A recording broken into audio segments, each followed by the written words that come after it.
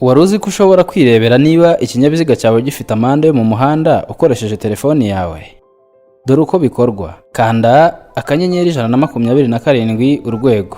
Hitamo 2, kanda handitse amande yo mu muhanda. Shyiramo nimero ya plaque y'ikinyabiziga. Emeza ushyiremo tin number. Emeza uhita ubona niba ikinyabiziga cyawe gifite amande yo mu muhanda. Ushobora no kwirebera niba ikinyabiziga cyawe gifite amande yo mu muhanda unyuze ku rubuga rwa polisi wa_police.gov.rw. Reba hejuru ahanditse indimi, hitamo ururimi rukoroheye, kanda ahanditse serivisi, jya ahanditse umutekano wo mu muhanda, kanda ahanditse amande yo mu muhanda, jya ahanditse ngo reba niba ufite tike no kwishyura amafaranga.